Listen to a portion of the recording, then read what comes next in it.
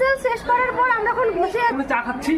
এই যে কাকিমা দুজন আমরা পাশের বাড়ির ঝগড়া। এই যে তুমি বলো অ্যাক্সিডেন্ট হওয়ার পর কেমন লাগছে? সেই মজা।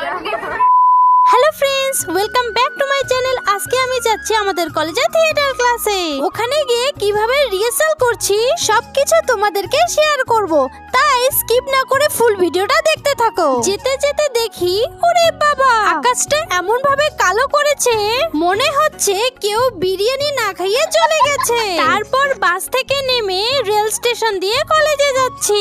আজকে আমি ক্যামেরাম্যানের সঙ্গে কলেজে যাচ্ছি কারণ ওর পরীক্ষা রয়েছে। এটা হচ্ছে আমাদের কলেজ। আজকের ক্লাস সেমিনার রুমে হবে, তাই সেমিনার রুমে চলে গেলাম।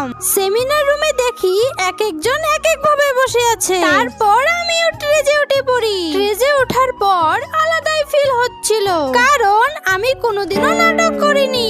তারপর এক এক করে সবগুলো গ্রুপে রিহার্সাল হলো আর আমরা রয়েছি সেই গ্রুপে।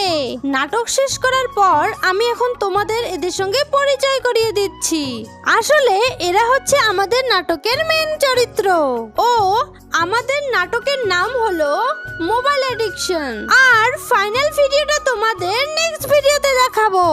রিহার্সাল কমপ্লিট করার পর বেরিয়ে পড়লাম। কেমন লাগলো আজকের ভিডিও অবশ্যই কমেন্টে জানিও।